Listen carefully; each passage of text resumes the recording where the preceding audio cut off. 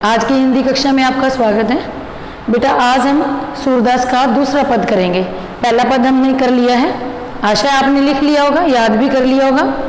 आज हम दूसरा करेंगे। आपको पहले भी बताया था कि उद्धव जब गोपियों के पास संदेश लेकर जाता है श्री कृष्ण जी का कि श्री कृष्ण जी नहीं आ रहे, आपको निर्गुण ब्रह्मा की उपासना करने का संदेश दे रहे हैं, तो गोपियाँ उद्धव के ऊपर व्यंग करती हैं। अब गोपियाँ अपने मन की दशा बता रही हैं। इस पद के अंदर गोपियाँ अपने मन की दशा बता रही हैं। क्या कह रही हैं? मन की मन ही मांझ रही। क्या कहती हैं? मन की मन ही मांझ रही कि हमारी तो मन की मन में ही रह गई। जो हमने श्री कृष्ण जी के बारे में सोच रखा था, उनसे उनके साथ प्यार की जो बातें करनी थी, वो तो हमारे मन में ही रह गई।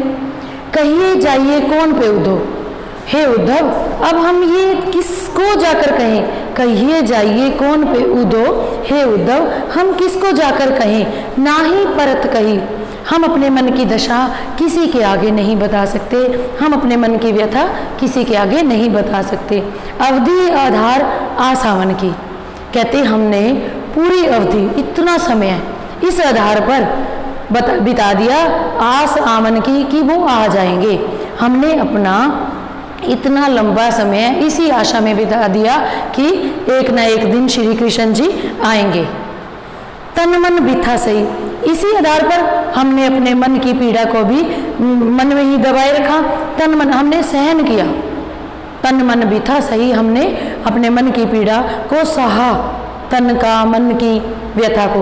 अब इन योग संदेश नहीं सुन सुन, और जो श्री कृष्ण जी ने तुम्हारे हाथों हमारे लिए योग संदेश भेजा है, अब इन योग संदेश सुन सुन, कहते ये योग रूपी संदेश सुन सुनकर बिरह नहीं बिरहा दही, जो विरहिणी है, विरहिणी क्या होता है? जो कि प्यार में पहले ही उनकी याद में तड़प रही थी श्री गोपियाँ।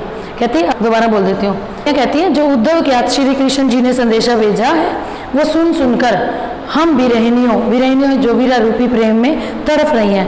कहते बिरहा दही, उनकी जो विरह रूपी आग है वो और ज़्यादा भड़क गई है, दहक गई है, अब वे और भी ज़्यादा तड़फेंगी। चाहती हुती गुहार जीत ही थे उतते धार भई, कहते अब तो हम जिधर से देखती हैं तुम्हारा योग संदेश सुनकर, चाहती होती गुहार जीती थे, जिधर से ही पुकार करती हैं उधर से हमें श्री कृष्ण जी दिखाई देते हैं। उतही के धार भाई, कहते उधर से ही हमारे विरह रूपी धार जो है वो बह रही है।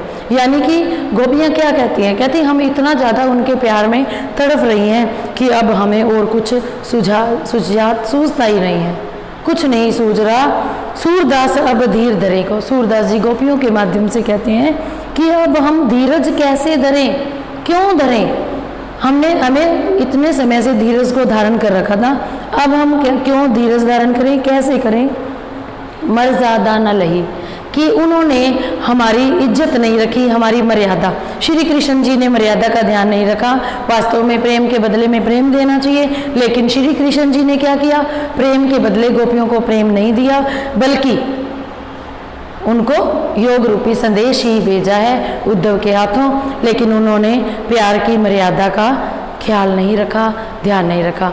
बेटा आपको इसकी सप्रसंग व्याख्या लिखना व याद करना है। जिन बच्चों ने फेयर कॉपी में पहले लिखा हुआ है वो रफ कॉपी में लिखेंगे और याद भी करेंगे। बहुत इंपॉर्टेंट है। सूरदास के पद में से एक आ ही जाता है पेपर में, काव्य सौंदर्य आ जाए या फिर व्याख्या के रूप में या फिर प्रश्न के रूप में, तो आपको इसको अच्छे से लिखना व याद करना है। गोपियाँ इसमें योग संदेश को नकार रही हैं, कहती हैं कि योग का संदेश सुनकर तो हमारे मन की विरह जो है ज़्यादा बढ़ गई है, इसलिए कि हमारी दशा ऐसी हो गई है कि हम अपनी दशा किसी और को बता भी नहीं सकते। धन्यवाद।